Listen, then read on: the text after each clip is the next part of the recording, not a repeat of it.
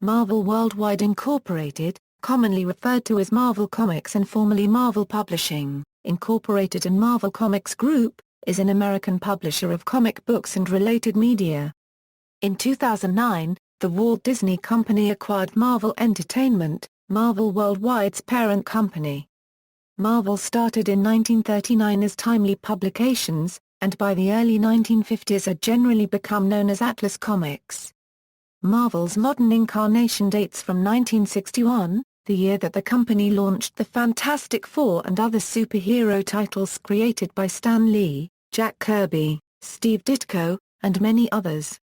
Marvel counts among its characters such well-known properties as Spider-Man, the X-Men, Wolverine, the Fantastic Four, Iron Man, the Hulk, Thor, Captain America, the Silver Surfer, and the Avengers, and antagonists such as the Green Goblin, Dr. Octopus, Magneto, Dr. Doom, Loki, Galactus, Thanos, and the Red Skull. Most of Marvel's fictional characters operate in a single reality known as the Marvel Universe, with locations that mirror real-life cities. Characters such as Spider-Man, the Fantastic Four, the Avengers, Daredevil and Doctor Strange are based in New York City, whereas the X-Men have historically been based in Salem Center, New York, and the Hulk stories have usually been set in the American Southwest. In 2013 Marvel held a 33.50% share of the comics market, compared to its competitor DC Comics' 30.33% share. By comparison, the companies held 40.81% and 29.94% shares in 2008. History, Timely Publications. Martin Goodman founded the company later known as Marvel Comics under the name Timely Publications in 1939, publishing comic books under the imprint Timely Comics. Goodman, a pulp magazine publisher who had started with a Western pulp in 1933, was expanding into the emerging Euro, and by then already highly popular Euro new medium of comic books. Launching his new line from his existing company's offices at 330 West 42nd Street, New York City, he officially held the titles of editor, managing editor, and business manager, with Abraham Goodman officially listed as publisher. Timely's first publication, Marvel Comics No. 1, included the first appearance of Carl Burgo's android superhero the Human Torch, and the first generally available appearance of Bill Everett's anti-hero Namor the Submariner, among other features. The issue was a great success, with it and a second printing the following month selling, combined, nearly 900,000 copies. While its contents came from an outside packager, Funnies, Incorporated, Timely by the following year had its own staff in place. The company's first true editor, writer-artist Joe Simon, teamed with artist and emerging industry notable Jack Kirby to create one of the first patriotically themed superheroes, Captain America. In Captain America Comics No. 1 It too, proved a major sales hit, with sales of nearly 1 million. While no other Timely character would achieve the success of these big three, some notable heroes are many of which continue to appear in modern-day retcon appearances and flashbacks include the Wizard, Miss America, the Destroyer, the original Vision, and the Angel. Timely also published one of humor cartoonist Basil Wolverton's best-known features, Powerhouse Pepper, as well as a line of children's funny animal comics featuring popular characters like Super Rabbit and the duo Ziggy Pig and Silly Seal. Goodman hired his wife's cousin, Stanley Lieber, as a general office assistant in 1939.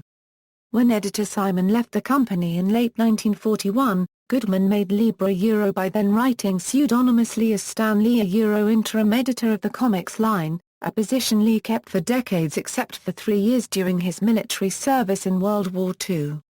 Lee wrote extensively for Timely, contributing to a number of different titles. Goodman's business strategy involved having his various magazines and comic books published by a number of corporations all operating out of the same office and with the same staff. One of these shell companies through which Timely Comics was published was named Marvel Comics by at least Marvel Mystery Comics No. 55. As well, some comics covers, such as All Surprise Comics No. 12, were labeled a Marvel magazine many years before Goodman would formally adopt the name in 1961. Atlas Comics. the post-war American comic market saw superheroes falling out of fashion.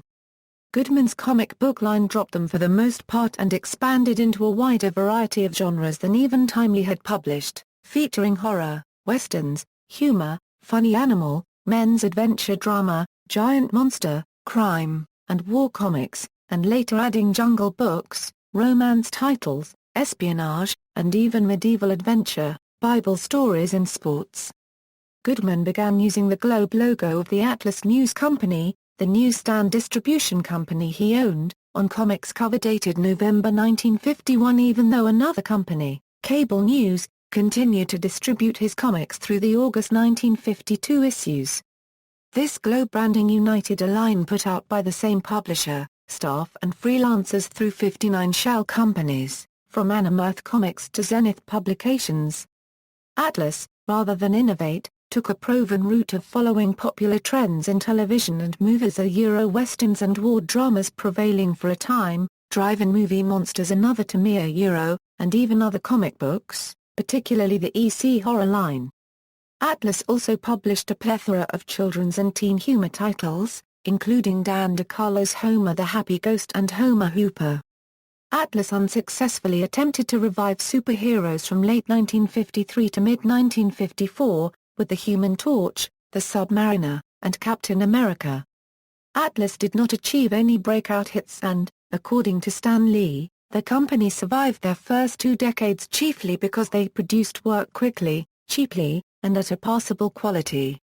Marvel Comics, the first modern comic books under the Marvel Comics brand, were the science fiction anthology Journey into Mystery No. 69 and the teen humor title Patsy Walker No. 95, which each displayed an MC box on its cover. Then, in the wake of DC Comics' success in reviving superheroes in the late 1950s and early 1960s, particularly with The Flash, Green Lantern, and other members of the team the Justice League of America, Marvel followed suit. The introduction of modern Marvel's first superhero team, in the Fantastic Four No. 1, began establishing the company's reputation, which eventually ushered in the Marvel Age of Comics in the 1960s. The majority of his superhero titles were written by editor-in-chief Stan Lee, who restored the original adult sensibility and appeal of the superhero genre from its late 1930s roots back into the market. The company still continued to publish a smattering of Western comics such as Rawhide Kid, humor comics such as Millie the Model, and added the war comic Sergeant Fury and his Howling Commandos to its lineup. Editor-writer Lee and freelance artist Jack Kirby's Fantastic Four, reminiscent of the non-superpowered adventuring quartet The Challengers of the Unknown that Kirby had created for DC in 1957, originated in a Cold War culture that led their creators to revise the superhero conventions of previous eras to better reflect the psychological spirit of their age. Eschewing such comic book tropes as secret identities and even costumes at first, having a monster as one of the heroes, and having its characters bicker and complain in what was later called as superheroes in the real world approach, the series represented a change that proved to be a great success. Marvel began publishing further superhero titles featuring such heroes and anti-heroes as the Hulk, Spider-Man, Thor, Ant-Man, Iron Man, the X-Men, Daredevil, and the Silver Surfer, and such memorable antagonists as Doctor Doom, Magneto, Galactus, Loki, the Green Goblin, and Dr. Octopus, all existing in a shared reality known as the Marvel Universe, with locations that mirror real-life cities such as New York, Los Angeles and Chicago. Lee and Steve Ditko generated the most successful new series in The Amazing Spider-Man. Marvel even lampooned itself and other comics companies in a parody comic, Not Brand ECHH. Marvel's comics had a reputation for focusing on characterization to a greater extent than most superhero comics before them. This applied to The Amazing Spider-Man in particular. Its young hero suffered from self-doubt and mundane problems like any other teenager. Marvel often presents flawed superheroes, freaks, and misfights unlike the perfect, handsome, athletic heroes found in previous traditional comic books. Some Marvel heroes looked like villains and monsters. In time, this non-traditional approach would revolutionize comic books. This naturalistic approach even extended into topical politics. wrote comics historian Mike Benton. In the world of rival DC Comics Superman comic books, communism did not exist. Superman rarely crossed national borders or involved himself in political disputes. From 1962 to 1965, there were more communists in Marvel Comics than on the subscription list of Pravda. Communist agents attack Ant-Man in his laboratory, Red henchmen jump the Fantastic Four on the moon, and Viet Cong guerrillas take pot shots at Iron Man. In 2009, writer Jeff Boucher reflected that Superman and DC Comics instantly seemed like boring old Pat Boone. Marvel felt like the Beatles and the British invasion. It was Kirby's artwork with its tension and psychedelia that made it perfect for the Tamisa Euro, or was it Lee's bravado and melodrama, which was somehow insecure and brash at the same time? Cadence Industries ownership. In 1968, while selling 50 million comic books a year, company founder Goodman revised the constraining distribution arrangement with independent news he had reached under duress during the Atlas years, allowing him now to release as many titles as demand warranted. In the fall of that year he sold Marvel Comics and his other publishing businesses to the Perfect Film and Chemical Corporation, which grouped them as the subsidiary magazine management company, with Goodman remaining as publisher. In 1969, Goodman finally ended his distribution deal with Independent by signing with Curtis Circulation Company. In 1971, the United States Department of Health, Education, and Welfare approached Marvel Comics editor-in-chief Stan Lee to do a comic book story about drug abuse. Lee agreed and wrote a 3-part Spider-Man story portraying drug use as dangerous and unglamorous. However, the industry's self-censorship board, the Comics Code Authority, refused to approve the story because of the presence of narcotics, deeming the context of the story irrelevant. Lee, with Goodman's approval, published the story regardless in The Amazing Spider-Man No. 96/98, without the Comics Code seal. The market reacted well to the storyline, and the CCA subsequently revised the code the same year. Goodman retired as publisher in 1972 and installed his son, Chip, as publisher. Shortly thereafter, Lee succeeded him as publisher and also became Marvel's president for a brief time. During his time as president, he appointed as editor-in-chief Roy Thomas, who added Stan Lee presence to the opening page of each comic book. A series of new editors-in-chief oversaw the company during another slow time for the industry.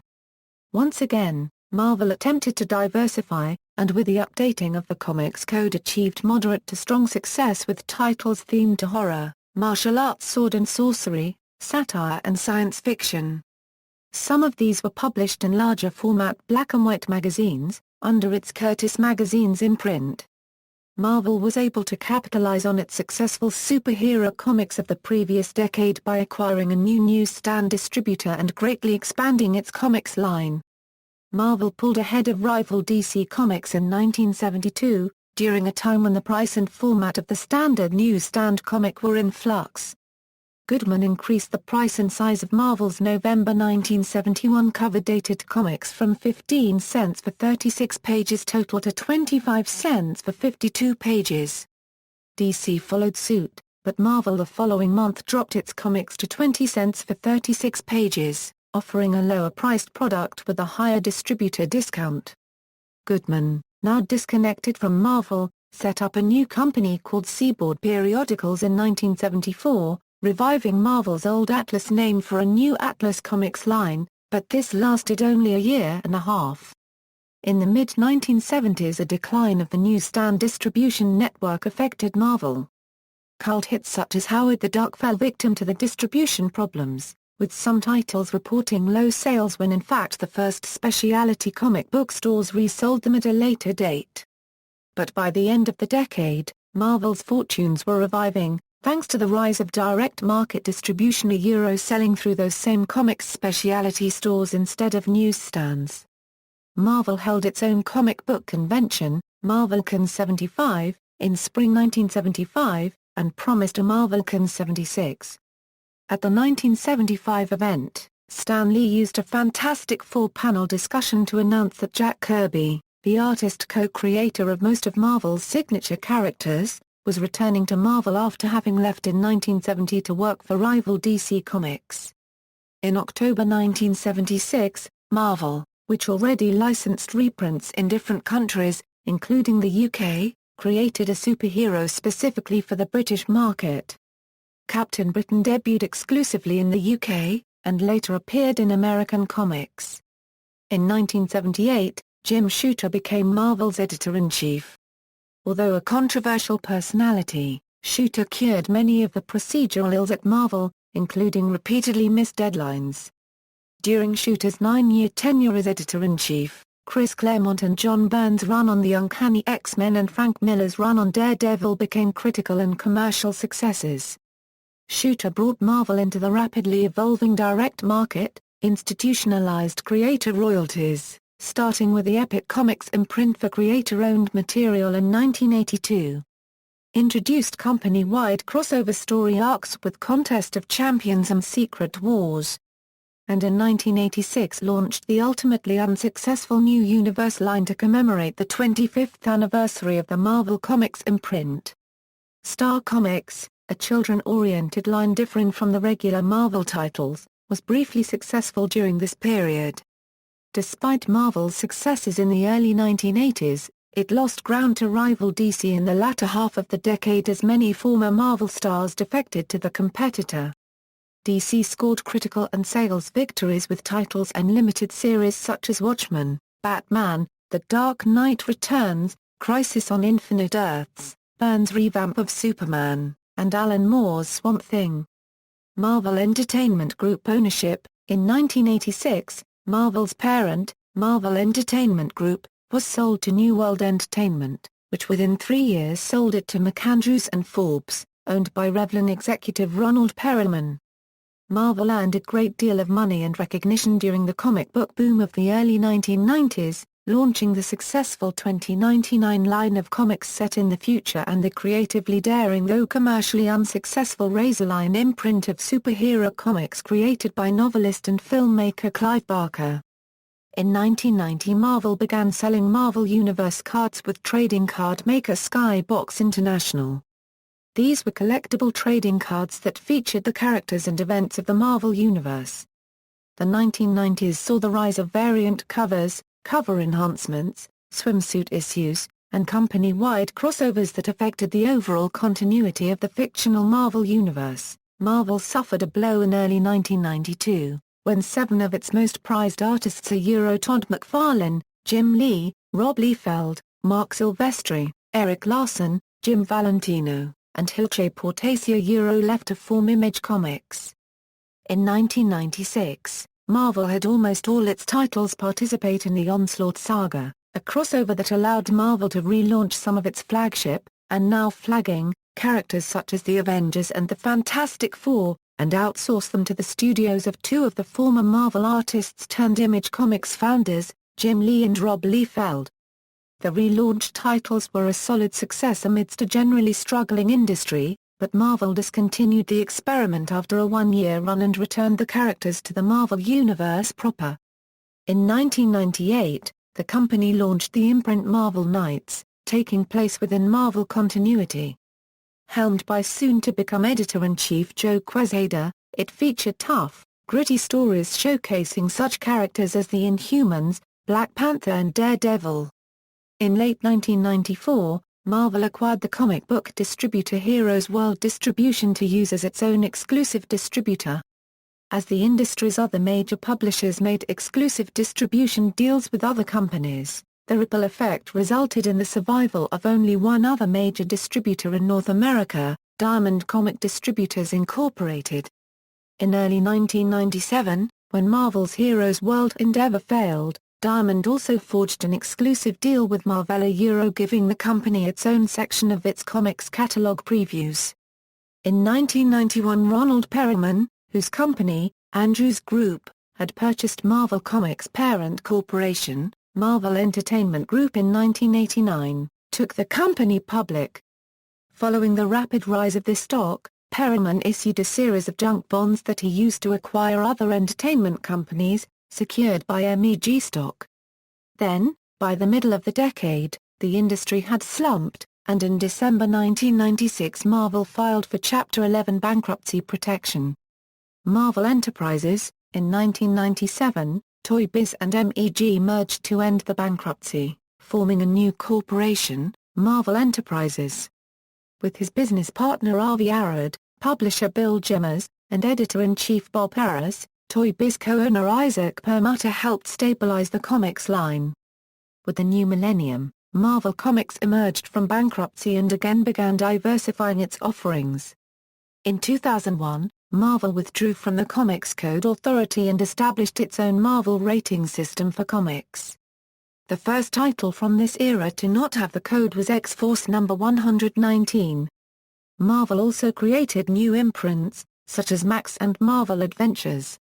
In addition, the company created an alternate universe imprint, Ultimate Marvel, that allowed the company to reboot its major titles by revising and updating its characters to introduce to a new generation.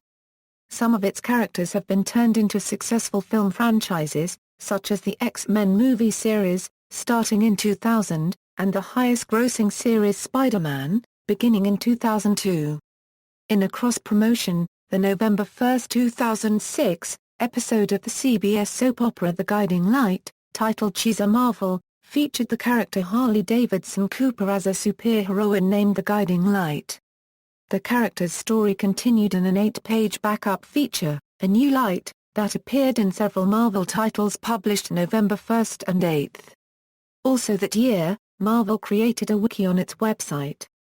In late 2007 the company launched Marvel Digital Comics Unlimited, a digital archive of over 2,500 back issues available for viewing, for a monthly or annual subscription fee. In 2009 Marvel Comics closed its open submissions policy, in which the company had accepted unsolicited samples from aspiring comic book artists, saying the time-consuming review process had produced no suitably professional work. The same year, the company commemorated its 70th anniversary, dating to its inception as Timely Comics, by issuing the one-shot Marvel Mystery Comics 70th Anniversary Special No. 1 and a variety of other special issues. Disney Conglomerate Unit. On August 31, 2009, the Walt Disney Company announced a deal to acquire Marvel Comics' parent corporation, Marvel Entertainment, for $4 billion or $4.2 billion, with Marvel shareholders to receive $30 and 0.745 Disney shares for each share of Marvel they own. As of 2008, Marvel and its major, longtime competitor DC Comics shared over 80% of the American comic book market. As of September 2010, Marvel switched its bookstores distribution company from Diamond Book Distributors to Hachette Distribution Services. Marvel relaunched the cross-gen imprint, owned by Disney Publishing Worldwide, in March 2011. Marvel and Disney Publishing began jointly publishing Disney Pixar Presents magazine that May. Marvel discontinued its Marvel Adventures imprint in March 2012, and replaced them with a line of 2 titles connected to the Marvel Universe TV block. Also in March, Marvel announced its Marvel Re-Evolution initiative that included Infinite Comics, a line of digital comics, Marvel AR, an application software that provides an augmented reality experience to readers, and Marvel Now, a relaunch of most of the company's major titles with different creative teams.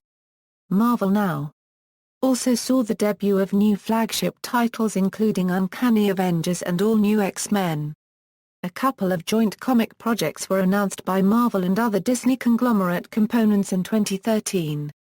With ABC, and Once Upon a Time graphic novel was announced in April to be published on September 4.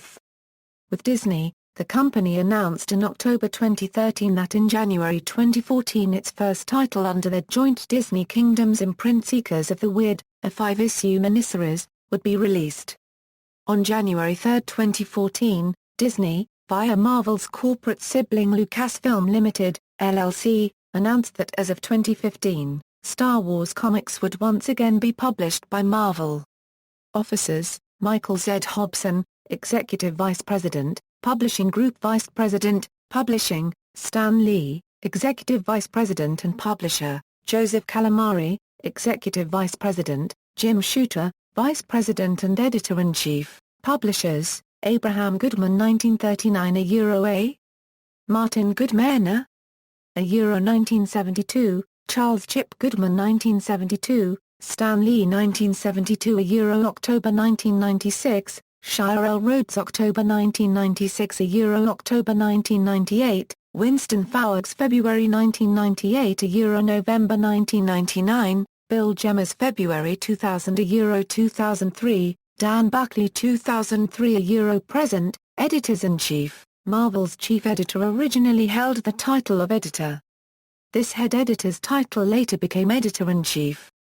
Joe Simon was the company's first true chief editor, with publisher Martin Goodman, who had served as titular editor only and outsourced editorial operations.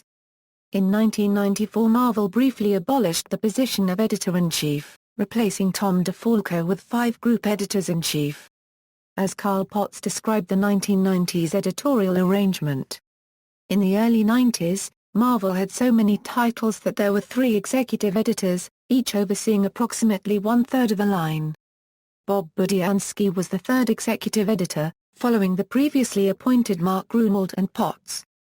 We all answered to editor-in-chief Tom DeFalco and publisher Mike Hobson. All 3 executive editors decided not to add our names to the already crowded credits on the Marvel titles. Therefore it wasn't easy for readers to tell which titles were produced by which executive editor. In late '94, Marvel reorganized into a number of different publishing divisions, each with its own editor-in-chief. Marvel reinstated the overall editor-in-chief position in 1995 with Bob Harras. Editor, Martin Goodman, Joe Simon, Stan Lee, Vincent Fargo, Stan Lee, Roy Thomas, Len Wein, Marv Wolfman, Jerry Conway, Archie Goodwin, Editor-in-Chief, Jim Shooter, Tom DeFalco, no overall.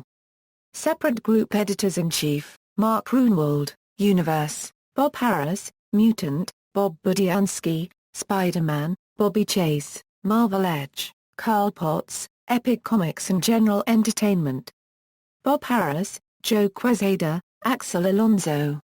Executive Editor, originally called Associate Editor when Marvel's chief editor just carried the title of editor, the title of the next highest editorial position became Executive Editor under the chief editor title of Editor-in-Chief.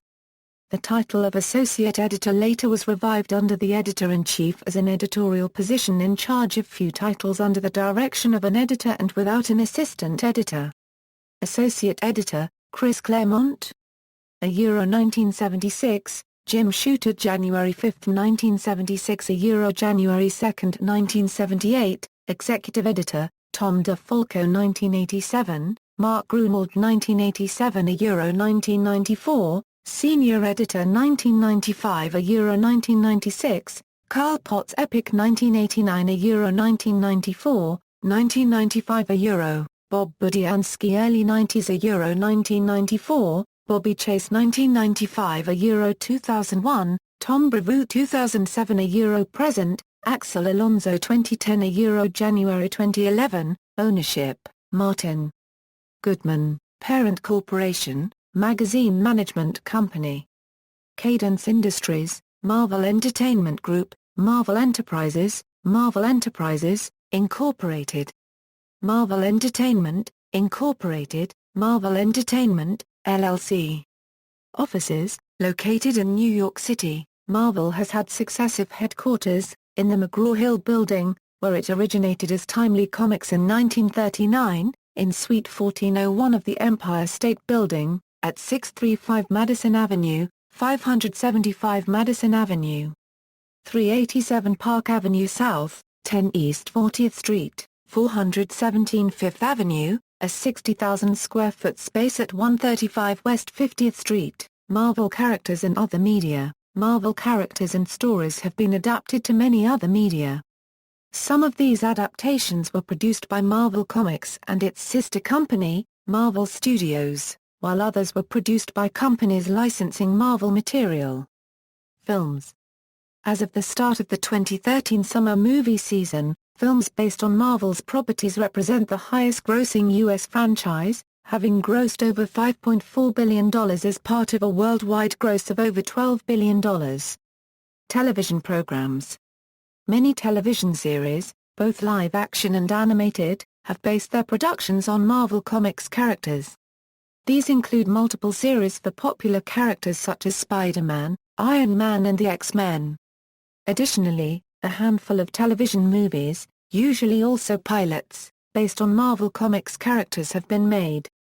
Video games. Marvel has licensed a number of video games of various genres. Some entries have been popular arcade games like Captain America and the Avengers, Spider-Man, the video game and X-Men. Other installments have been the recent Marvel Ultimate Alliance strategy games, and the long-standing fighting game series Marvel vs. Capcom. Marvel also made a series of digital comics that serve as prequels to Disney Epic Mickey. The same game has been remodeled as an arcade game as well. In June 2012, Club Penguin, an affiliate of Marvel through Disney, added Marvel characters to the online game. In fall of 2014, Disney Infinity, a sandbox video game, will release the 2.0 edition of the game.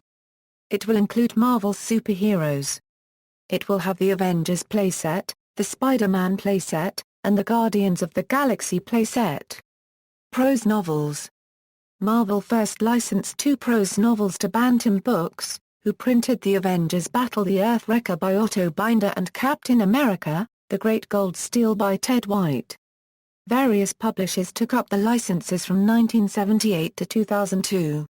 Also, with the various licensed films being released beginning in 1997, various publishers put out movie novelizations.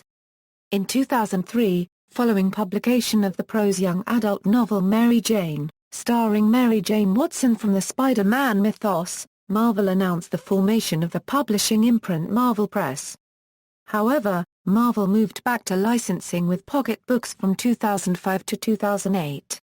With few books issued under the imprint, Marvel and Disney Books Group relaunched Marvel Press in 2011 with the Marvel Origins Storybooks line.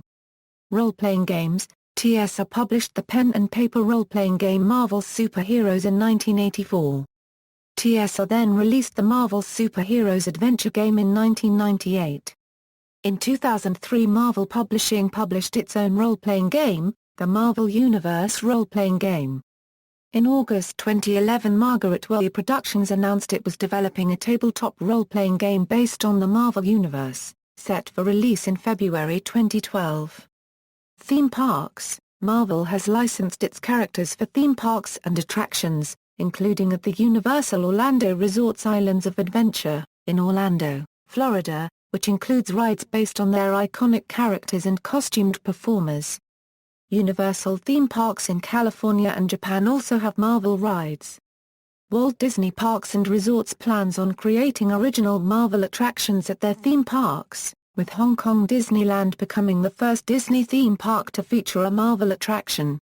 Imprints. Disney Kingdoms, Icon Comics, Marvel Comics, Marvel Press, joint imprint with Disney Books Group, Max, Ultimate Comics, Infinite Comics, Defunct, Amalgam Comics, CrossGen, Curtis Magazine's Marvel Magazine Group, Marvel Monsters Group. Epic Comics, Malibu Comics, Marvel 2099, Marvel Absurd, Marvel Age Adventures, Marvel Books, Marvel Knights, Marvel Illustrated, Marvel Mangaves, Marvel Music, Marvel Next, Marvel Noir, Marvel UK, MC2, New Universe, Paramount Comics, Razorline, Soleil, Star Comics, Tsunami, former Marvel Comics line, Marvel Edge. See also, List of Marvel Comics publications, List of Marvel Comics publications, List of magazines released by Marvel Comics in the 1970s, Panini Comics, Soleil Productions, Footnotes. References. Further reading, All in Color for a Dime by Dick Lupoff and Don Thompson. ISBN 0-87341-498-5. Jack Kirby, The TCJ Interviews, Marlo George, ed. ISBN 1-56097-434-6. Marvel Comics, The Untold Story by Sean Howe. First ed. New York, Harper, 2012. 485 pp. ISBN 978-0-06-199210-0. Men of Tomorrow, Geeks, Gangsters, and the Birth of the Comic Book by Gerard Jones. Trade paperback ISBN 0-465-03657-0. The Steranko History of Comics, Volume 1 by James Steranko. ISBN 0-517-50188-0. External links, official website, Varsolo, Michael J. A Timely Talk with Alan Bellman. comicartville.com. PA2. Archived from the original on November 25, 2009 A.